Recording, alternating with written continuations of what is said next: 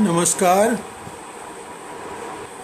महर्षि वाल्मीकि संस्कृत विश्वविद्यालय के कैथल के यशस्वी कुलपति आचार्य श्रेयांश द्विवेदी जी का बहुत आभारी हूँ कि उन्होंने मुझे आपके समक्ष कुछ बोलने का अवसर दिया है। मुझे कुलपति जी ने स्तोत्र काव्य परंपरा में जगद्धर भट्ट के योगदान पर कुछ बोलने को कहा है। स्तोत्र काव्य परंपरा भी है, दीर्घ है। वेदों से ही ये शुरू हो जाती है, लेकिन लौकिक साहित्य में फिर बहुत सी स्तुतियां आईं। महाभारत में विष्णु सहस्रनाम स्तोत्र आया, रामायण में स्तुतियां आईं, उसके बाद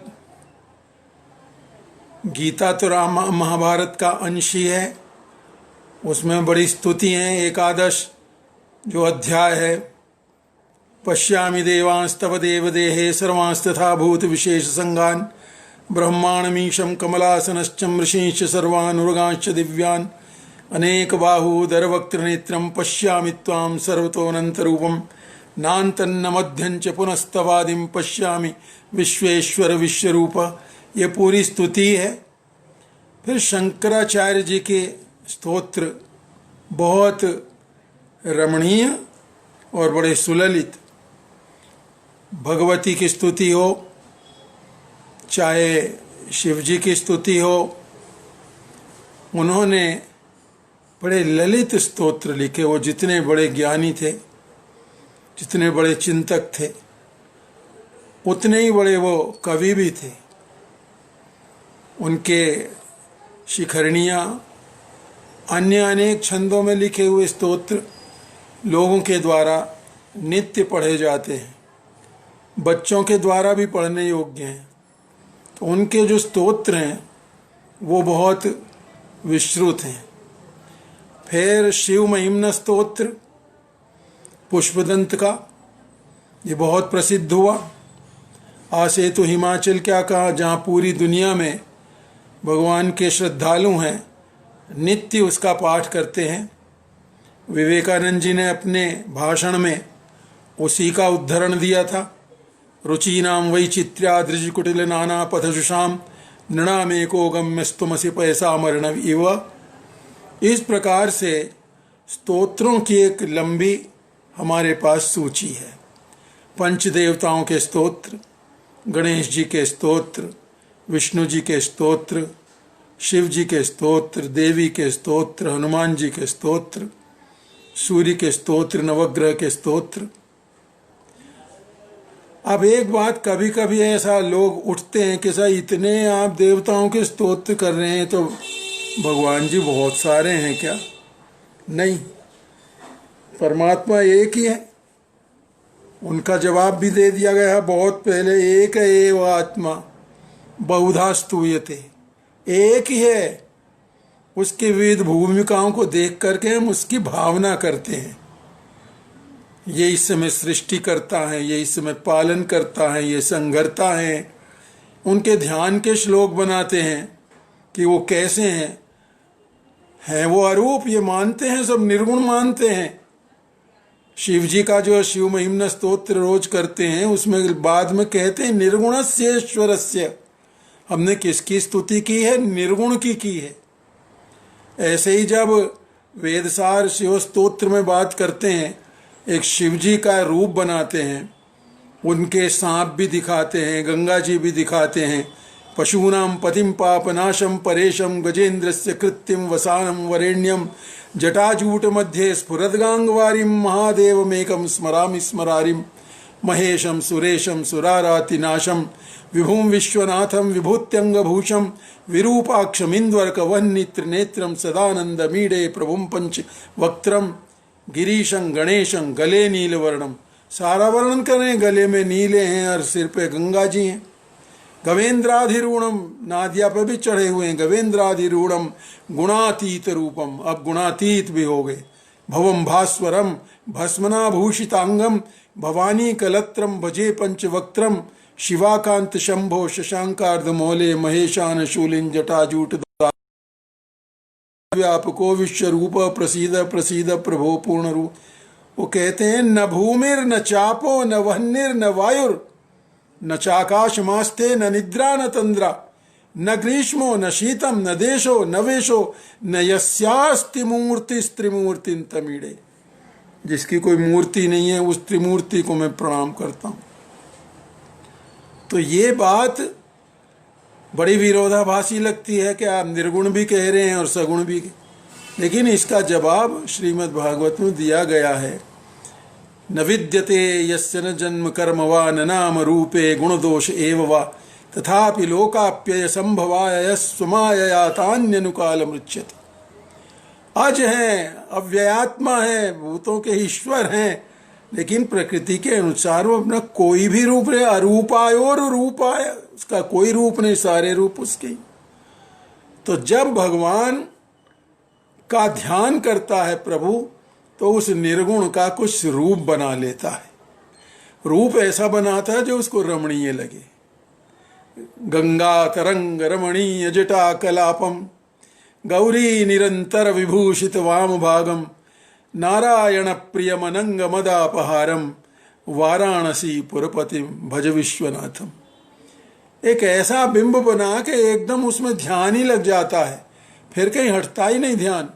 और उसके बाद वहीं जो ओंकार वाली बात है, जो नाद है, मन प्रत्यक्ष चित्ते सविधम अवधाया तमरुता प्रहृष्य द्रोमाण प्रमद सलिलोत्संगित दृशः यदालोक्याह्लादं हृदयव निमज्जामृतमये दधत्यन्तस्तत्त्वं किमपि अमीनस्तत्किल भवान। आप वही हैं जो योगी लोग प्राणायाम साध करके एकाग्र होकर के जैसे कि अमृत के सरोवर में घुस गए हों, और वो जो आप शांति, वो हैं आप। कोई कहता है कि आप शब्द हैं, कोई कहते ज्ञान रूप हैं। तो ये रूप और अरूप दोनों का स्तोत्रों में वो होता है, मेल होता है। जब शंकराचार्य जी ने आनंद लहरी लिखी, उसमें रूप भी है अरूप भी है। तो जगद्दर भट्ट जी ये काश्मीर में पैदा हुए कवि हैं। 1350 के लगभग इनका काल है। ये एक विद्वान के पौत्र थे, विद्वान के पुत्र थे, और स्वयं विद्वान के ही पिता भी रहे। इन्होंने एक बालबोधिनी नाम की भी किताब लिखी थी अपने बच्चे के लिए, कातंत्र वृत्ति पर पढ़ाने के लिए। तो इन्होंने अपने काव्य में सारे चमत्कार दिखाए हैं, अलंकार संबंधी भी, रस संबंधी भी, वस्तु संबंधी भी, लेकिन वो सब किए हैं भगवान शिव को अर्पण।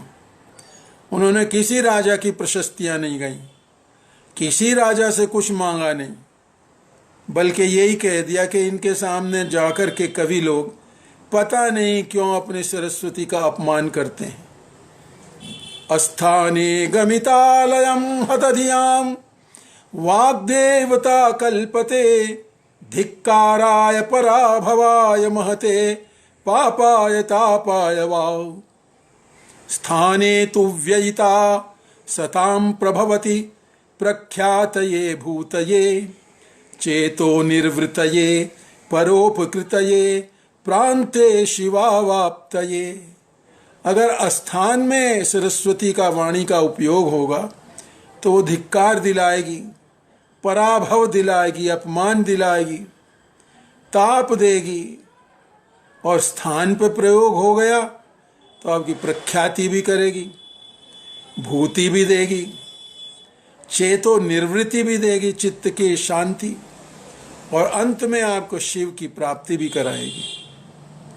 तो इन्होंने 38 स्तोत्रों से युक्त एक स्तुति कुसुमांजलि नामक ग्रंथ लिखा, जिसका काव्यमाला सीरीज में 1891 में प्रकाशन हुआ था। इसकी पांडुलिपियाँ जो जम्मू में, जोधपुर में और पूना में उपलब्ध हैं, और रत्नकंठ की जो लघु पंचिका है उस टीका के साथ 1891 में इसका एक संस्करण आया था, दुर्गा प्रसाद शास्त्री और काशीनाथ परब जी के संपादकत्व में। फिर 1938 में पंडित प्रेम वल्लभ त्रिपाठी जी ने एक बहुत अच्छा ललित अनुवाद किया, और करपात्री जी महाराज, जिनका नाम हरिहरानंद जी है, उनके प्रति उनकी मन में बड़ी श्रद्धा थी। उनकी आज्ञा से या उनकी प्रेरणा से उन्होंने किया, और आचार्य महावीर प्रसाद द्विवेदी के पास उसके कुछ फर्मे भेजे, जिसे 1938 में महावीर प्रसाद द्विवेदी जी ने बहुत उसकी प्रशंसा की और कहा कि आपने महाराज काशी के विद्वानों की इज्जत रख ली, काशी की इज्जत रख ली। यहाँ शिव जी के इतने भक्त हैं, लेकिन किसी का ध्यान अब तक इस ग्रंथ पर नहीं गया था। आपने एक बहुत अच्छा अनुवाद कर दिया। उसके बाद ये संस्करण फिर अलभ्यप्राय हो गया। 1964 में फिर अच्युत राय ग्रंथमाला बनारस से इसका रत्नकंठ की टीका के साथ और हिंदी अनुवाद के साथ, जो 3 संपादकों में, जिनमें प्रेम वल्लभ त्रिपाठी जी भी एक थे, फिर इसका एक संस्करण आया। वो भी दुर्लभ और अलभ्य की कोटि में आया, तो एक और किन्हीं सज्जन ने छापा है। तो इसी बीच जो राष्ट्रीय संस्कृत संस्थान ने एक मुझे भी इसका संस्करण एक संपादित करने का अवसर दिया, वो ये है। ये स्तुति कुसुमांजलि का संस्करण एक विशेष प्रयोजन के साथ हुआ कि हर ग्रंथ में टीका अनुवाद के बाद दूसरे श्लोक तक पहुंचने में देर लगता है। तो यदि कोई व्यक्ति इनके स्तोत्रों का पाठ करना चाहता हो तो उसको ये संस्करण बड़ा एक लाभदायक होगा। अव्यवहित गति से इसका पाठ किया जा सकता है। यद्यपि इसमें कुछ मुद्रणगत अशुद्धियां रह गई हैं, उनका एक शुद्धि पत्र भी बनवाया गया है, लेकिन जो अनवरत, अव्याहत, अविकल पाठ के लिए ये संस्करण है।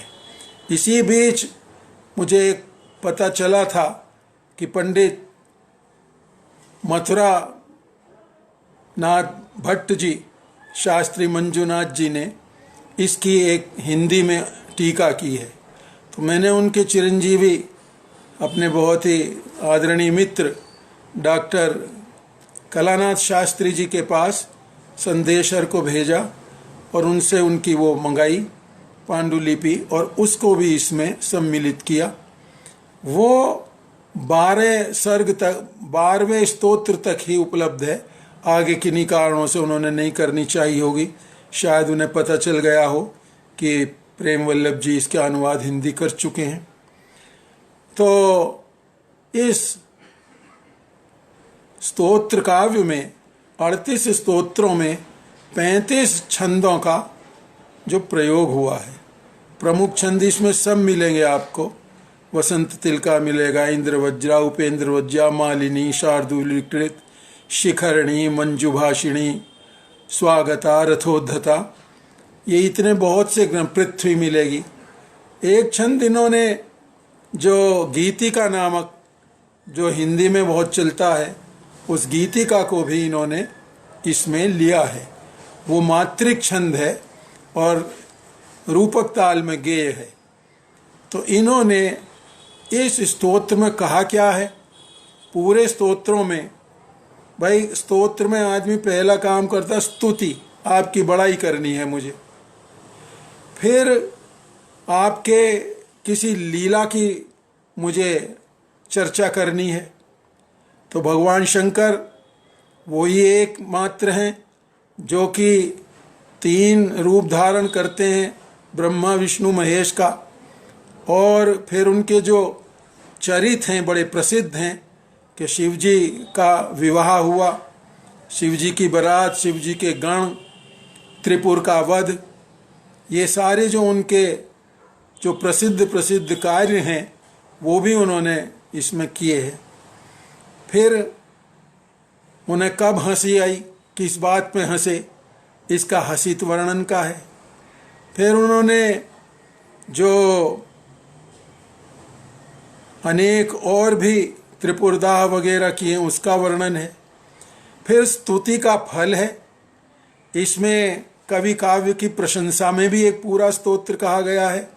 शुरू में सरस्वती का स्तोत्र किया है कि जरा मेरे शिवजी महाराज के जो चित्त है उसको एकाग्र करो, उनको रोक लो कहीं इधर उधर ना फिर जाए। तो रोद्धुमर्हति मनः सरस्वती, जो उनके मन को जरा केंद्रित कर लो। उसके बाद फिर स्तुति करने के फल की प्रशंसा की स्तोत्र की स्तुति की है। और इस प्रकार से उन्होंने यमक के जितने बड़े बड़े रूप हो सकते हैं, पादादि यमक, पादांत यमक, महायमक, इनका वर्णन, इनका आलंबन किया है। पद्यों की रचना में इन्होंने जो युग्मक हैं और संदानीतक हैं, कुलक हैं, इन सब का उन्होंने वर्णन किया है। तो मैं अधिक आपको परिचय बताना उचित नहीं समझा, क्योंकि ये तो लंबे काम है, इस पर रिसर्च भी लोग कर रहे हैं, किए हैं, करते रहेंगे। तो संक्षेप परिचय मैंने ये दिया कि 1350 के लगभग ईस्वी सन में विद्यमान महाकवि जगद्धर भट्ट, जो कि काश्मीर में पैदा हुए थे, उन्हें काश्मीरक कहा जाता है, उन्होंने 38 स्तोत्रों में और 39वें स्तोत्र में अपने वंश का जो परिचय दिया है वो 1449 पद्यों में दिया है। उस ग्रंथ का नाम है स्तुति कुसुमांजलि, और ये पुल्लिंग शब्द है, इसलिए पुष्पिका में बार बार यही लिखा जाता है कि श्री काश्मीरक महाकवि कृते भगवतः महेश्वरस्य स्तुति कुसुमांजलौ, ये आता है उसका। तो मैं उसके अब थोड़े से आपको उदाहरण देना चाहूँगा, क्योंकि जो बात हम जिसके लिए कह रहे हैं जितना, अगर वही बात जरा कह दी जाए तो जरा। कवि की काव्य प्रशंसा में उन्होंने 5वां स्तोत्र लिखा है, और वो लिखते हैं, मैं थोड़ा सा पढ़ दूंगा, थोड़ा चश्मे का भी प्रयोग करूंगा, आप बुरा मत मानना। कवि काव्य प्रशंसा स्तोत्रम।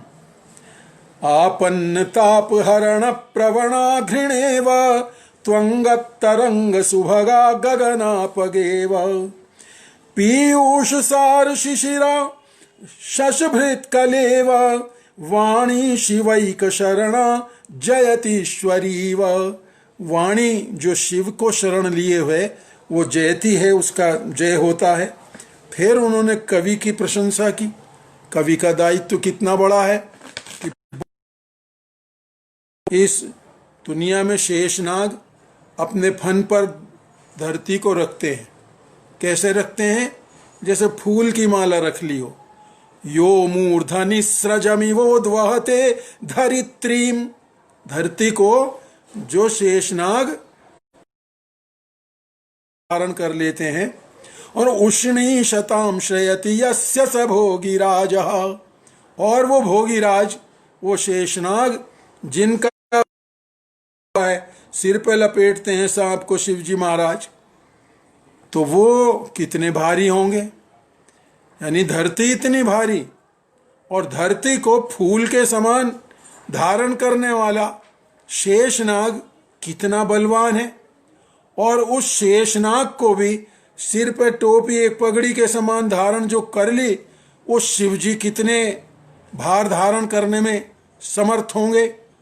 यो मूर्धनि स्रजमिवोद्वहते धरित्रीम, उष्णीशतां श्रयति यस्य स भोगिराजः यस्यामसौ वसति वाक्पतिरुक्ति देवीं तां ये वहन्ति हृदि ते कवयो जयन्ती। और वो शिवजी महाराज जिसमें बसते हैं परावाक में, वाक्पति जिसमें बसते हैं, वो वाक्पति को धारण करने वाली उक्ति देवी जो वाणी है, वो कितने भार धारण करने वाली होगी। और ताम ये वहन्ति हृदि ते कवयो जयंती, और उस उक्ति देवी को जो हृदय में धारण करते हैं वो कवि कितने भार धारण करने योग्य समर्थ होंगे, ये इन्होंने कहा। यो मूर्धनिस्रजमिवोद्वहते धरित्रीं उष्णीशतां श्रयति यस्य स भोगिराजः यस्यामसौ वसति वाक्पतिरुक्ति देवी तां ये वहन्ति हृदि ते कवयो जयन्ती। और ये कहते हैं कि जिह्वा के अग्रभाग रूपी रंगमंच पर जो जिनके सरस्वती नृत्य करती है, वो एक नृत्य गुरु के समान स्वयं तो नृत्य कर ही रही है, जिह्वाग्र रंग भुवि सत्कवितुर, लेकिन औरों को भी नृत्य की शिक्षा दे रही है। जैसे भ्रूकांड कुंडल किरीट शिरोधराणाम, जो उस कविता को सुनते हैं उनके भौं, कुंडल, शिरोधर, कंधे, ये सब नाचने लगते हैं, तो वो नृत्योपदेश गुरुताम कृतिनाम उपैति। जिह्वाग्र रंग भुवि सत्कवितुर्विलास लास्योत्सव व्यसनिनी स्वयमुक्ति देवी भ्रूकांड कुंडल किरीश शिरोधराणाम नृत्योपदेश गुरुताम कृतिनाम उपैति। फिर कहते हैं कि शिवजी की जो स्तुति की जो कविता है वो भले आदमियों को बहुत अच्छी लगती है। और आवर्जयंती मठरान जठरार्थ मात्र पात्री कृतार्थ कणिका गणिका विटाद्या प्रौढ़ान पुनर्भुजग भूषण भक्ति सिक्त सूक्तावली विरचना चतुरा कवींद्रा। जो आदमी निकम्मे निम्न कोटि के हैं उनको ही ये जो नृत्यांगनाओं के नृत्य आवर्जित करते हैं। आवर्जयंती मठरान जठरार्थ मात्र पात्री कृतार्थ कणिका गणिका विटाद्य। बेचारे वो नृत्य वगैरह करने वाले पेट के लिए करते हैं, लेकिन प्रौढ़ों को कौन आवर्जित करते हैं? प्रौढ़ान पुनर्भुजग भूषण भक्ति सिक्त। भुजग भूषण शिवजी महाराज, उनकी भक्ति से जो सिक्त सूक्तावली के रचना में चतुर कवींद्र वो उनको आकर्षित करते हैं। तो इस प्रकार से उन्होंने फिर कवि की जो काव्य के प्रशंसा स्तोत्र है इसमें बहुत अच्छे अच्छे श्लोक किए।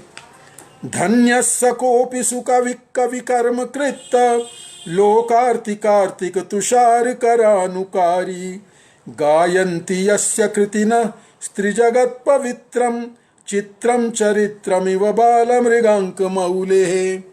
जैसे कि शिवजी के ही समान वो कवि भी होते हैं और उनके लोग बहुत प्रशंसा करते हैं।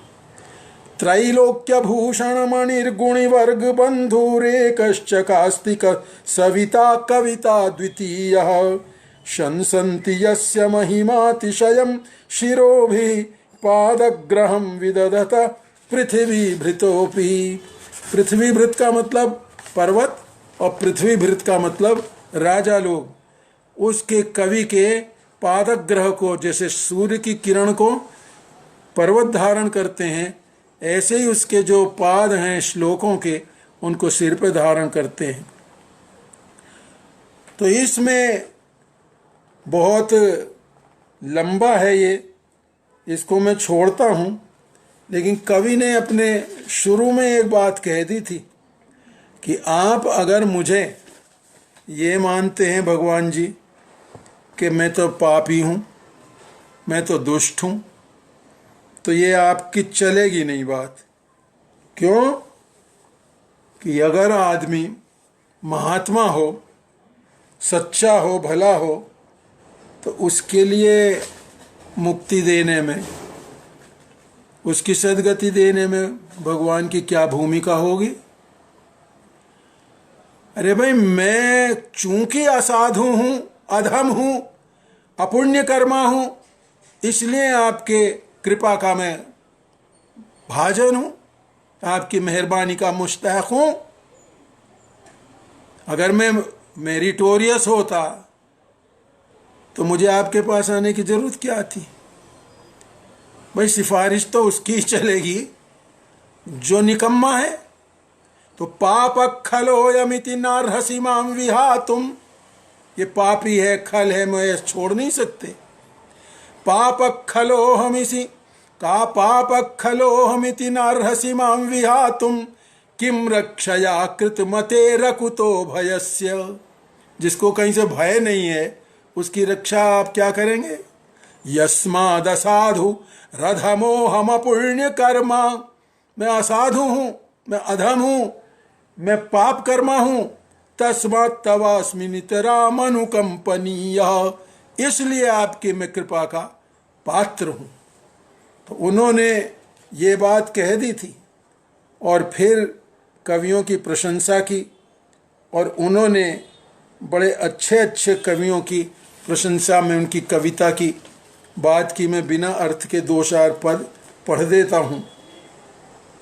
इह हि महिमा माया मोह प्ररोहतिरोहित त्रिजगदगदंकार सार स्वतः प्रथते सताम प्रभवति जरा मृत्युव्याधि प्रबंध निबंधन व्यसन जनित व्यापत्ताप क्लमापगामाय चमत्कारोत्कर्षं कमपि कमनीयं विमृशतां दिशन्ति सा काचित् जयति कविवाचां परिणतिः यदा सृष्टे चेतस्यमृतमिति निःश्रेयसमिति प्रियं धामेत्युच्चैः पदमिति समुद्यन्ति मतयः। वो ऐसा लगता है जब कवियों की, अच्छे कवियों की वाणी सुनते हैं कि भाई पता नहीं क्या क्या ये चीज़ है, हमारे ऊपर चैतन्य है, अमृत है, निश्रेयस है, प्रिय धाम है, ऊंचा पद है, ऐसा लगता है।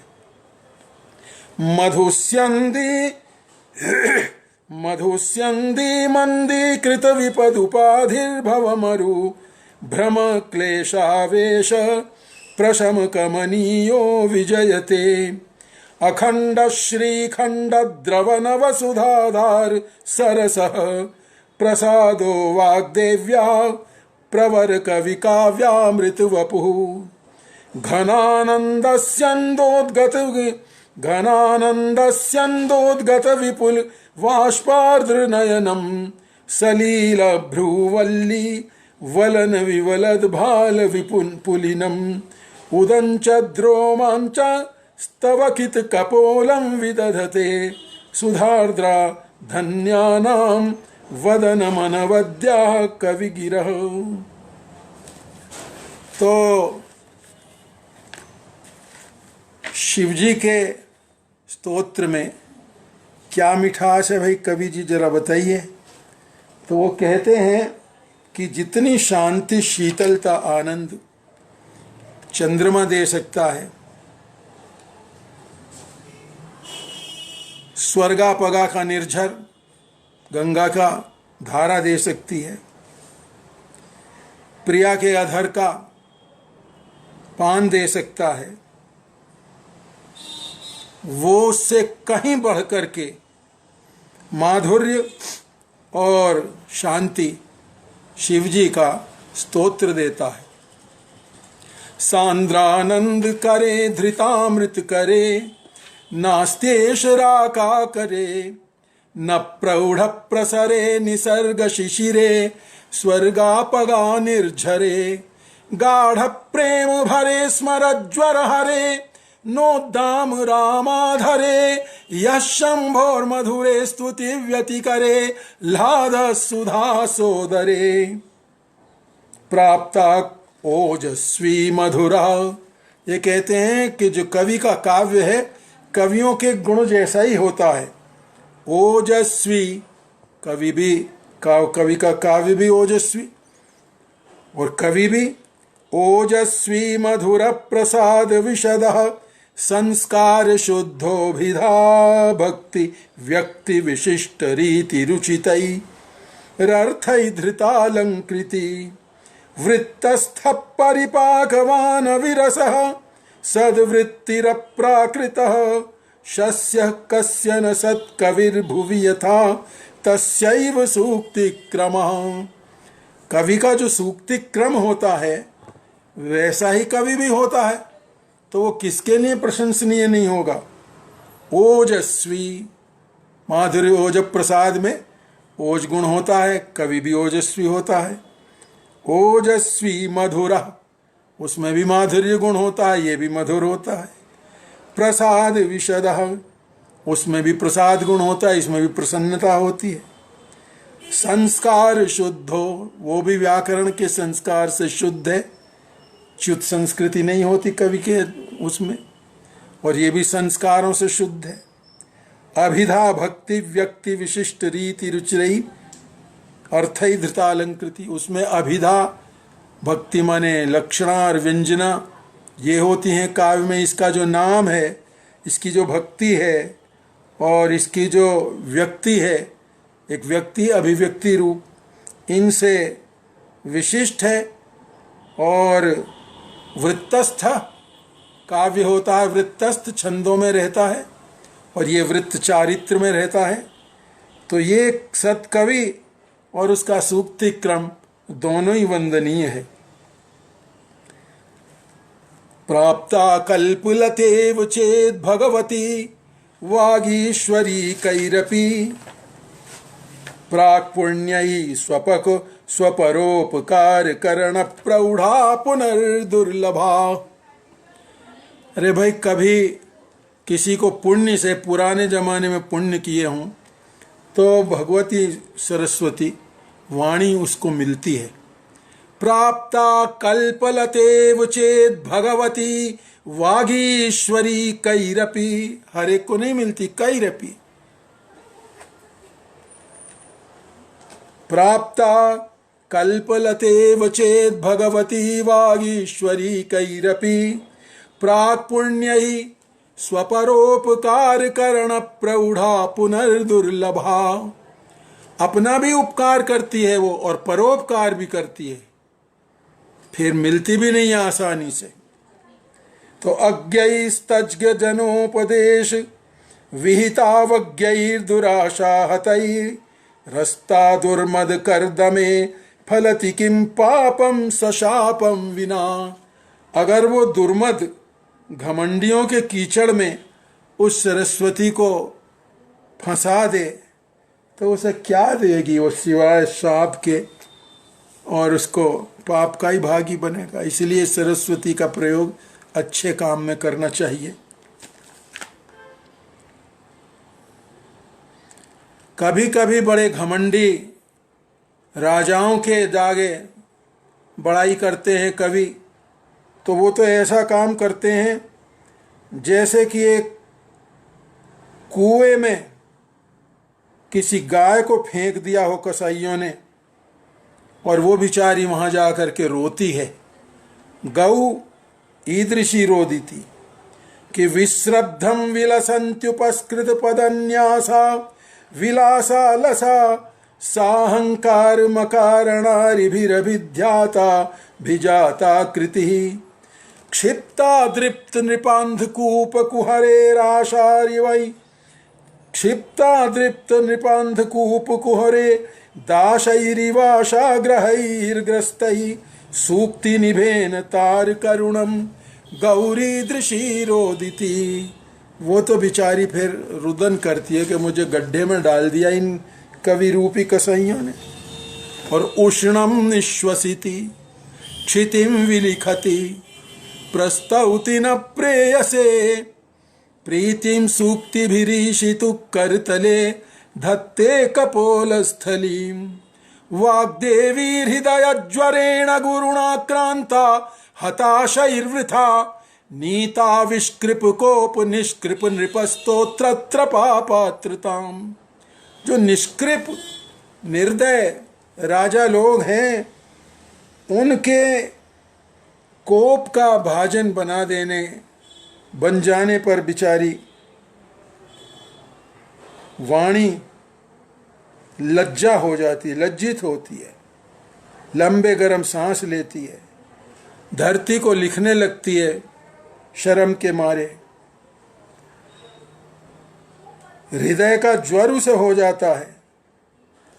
हताशों के द्वारा वो आविष्कृत जब कर ली जाती है, नीता आविष्कृत कोप निष्कृप नृप स्तोत्र पापात्र, उनका स्तोत्र बने। अस्थाने गमितालयं हतधियां वाग्देवता कल्पते धिक्काराय पराभवाय महते तापाय पापाय वा।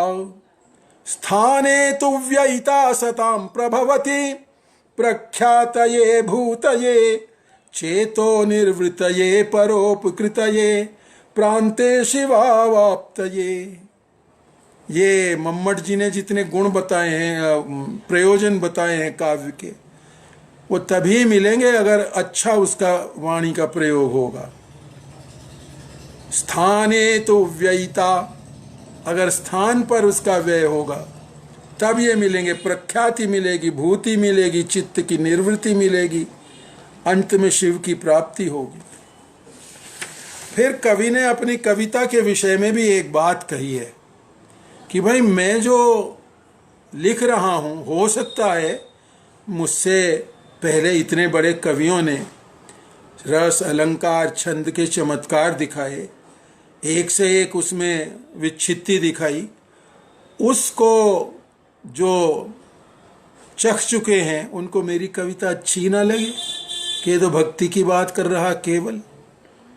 हो सकता है उनको मेरी कविता अच्छी ना लगे, किंतु जो जिनको इस दुनिया से जो कष्ट हुआ है, परेशानी हुई है, वो दूर करना जो चाहें, उनको हो सकता है ये मेरी कविता शिव जी की स्तुति में जो कही गई है बड़ी अच्छी लगे। एता पूर्व कवि प्रणीत विविध ग्रंथामृता स्वादन क्रीड़ा दुर्ललितम हरंति हृदयम वाचक कथम धीमताम। जो बुद्धिमान है, दिमागी लोग हैं, उनको यही अच्छा लगे, भाई वाह क्या यहाँ इसने कविता कही है, भाई श्लेष श्लेष है, देखो कितना अच्छा, अरे भाई यमक कितना अच्छा। उनको हो सके सादा भक्ति की कविता ना अच्छी लगे कि एता पूर्व कवि प्रणीत विविध ग्रंथामृता स्वादन क्रीड़ा दुर्ललितम हरंति हृदयम वाचक कथम धीमताम। केषांचित् पुनरीश्वर स्तुति पद व्याहारे वाकिनाम।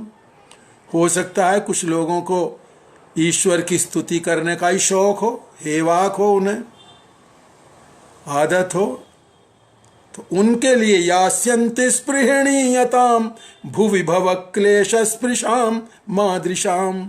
जैसा मैं हूँ, भाव के क्लेश का जो जिन्होंने स्पर्श किया है और भगवान की स्तुति करना चाह रहे हैं, उनको हो सकता है मेरी कविता अच्छी लगे कि एता पूर्व कवि प्रणीत विविध ग्रंथामृता स्वादन क्रीड़ा दुर्ललितम हरंति हृदयम वाचक कथम धीमताम।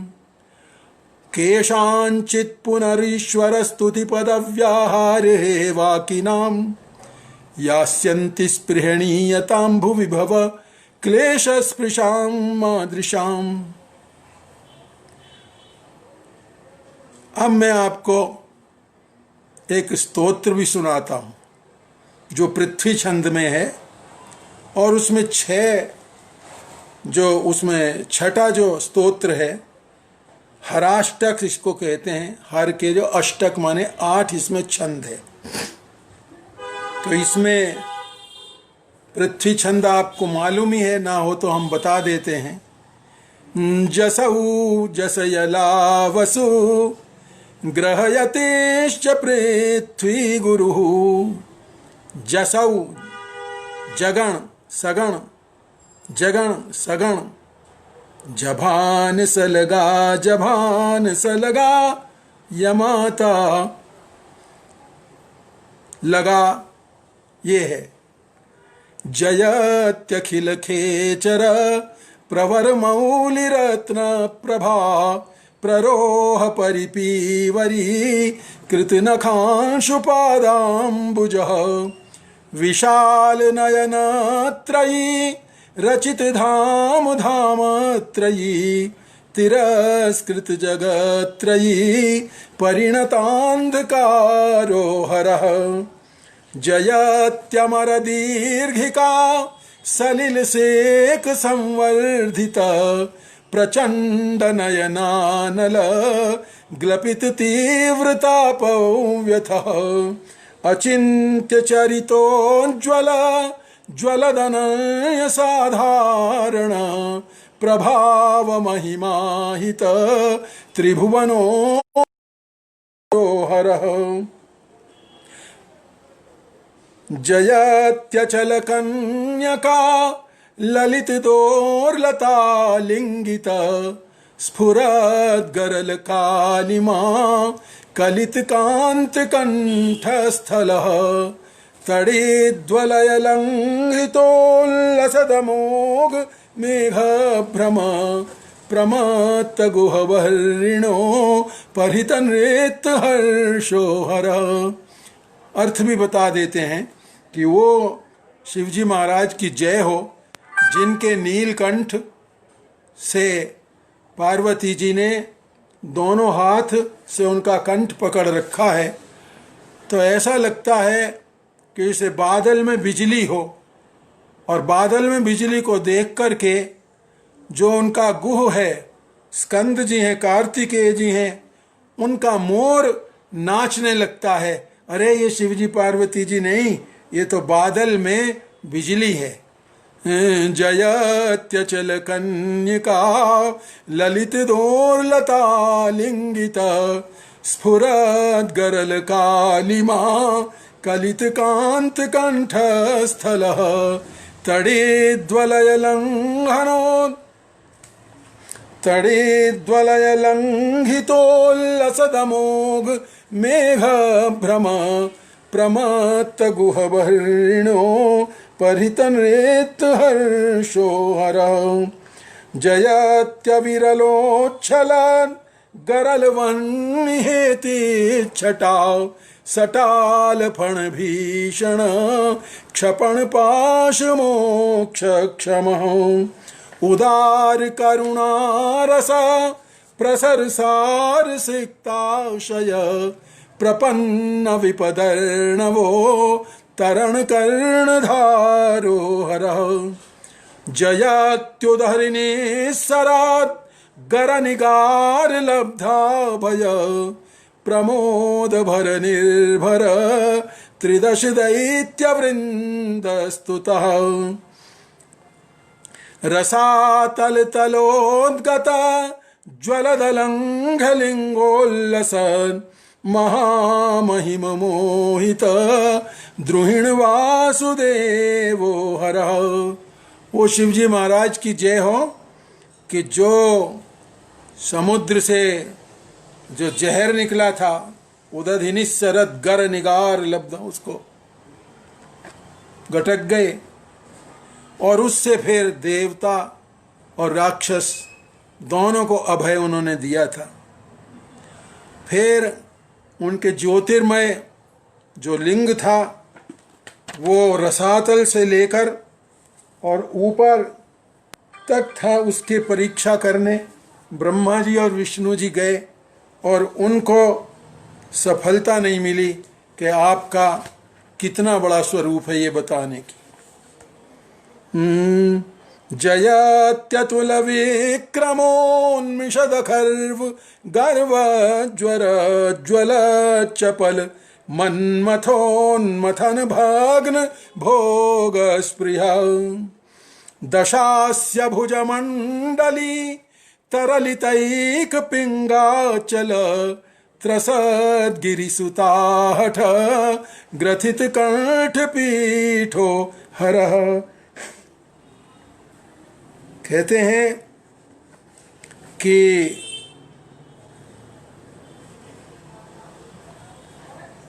अतुल विक्रम से कामदेव आया था जीतने को, लेकिन उसकी जो गति हुई आप सबको ही मालूम है। कालिदास ने कहा, क्रोधम प्रभो संहर संहरेति यावद्गिरखे मरुतां चरन्ति तावत् सवः निर्भवनेत्र जन्मा भस्मावशेषम मदनं चकार। तो कामदेव का भस्म उन्होंने किया। फिर एक दिन रावण को ये लगा कि मैं कैलाश ही क्यों ना उठा के ले चलूं, शिव जी पार्वती जी का घर पे पूजन करूंगा, रोज मुझे यहाँ आना पड़ता है इतना। बलात् कैलासे पित्वदधिवसतौ विक्रमयतः, अलग उसमें आता है महिम्न स्तोत्र में। तो उन्होंने उसको ही उठाने लगा। तो जब उठाने लगा, दशास्य भुजमंडली, दशास्य की जो भुजमंडली, उस तरलितैक पिंगाचल, तरलित माने हिला, पिंगाचल माने कैलाश। तो वो डर गई पार्वती जी। तो एकदम उन्होंने डर के मारे, वो रूठी हुई बैठी थी उस दिन, मुंह फेर करके इधर को, शिव जी बैठे थे बेचारे, नहीं मानी, क्योंकि रूठ भी जाते हैं। दाम्पत्य का यही तो सुख है हमारे यहाँ, रूठो भी मानो भी। तो दशास्य भुजमंडली तरलितैक पिंगाचल त्रसद्गिरिसुता हठग्रथित कंठपीठो हरः। एकदम उनका गले में लिपट गई।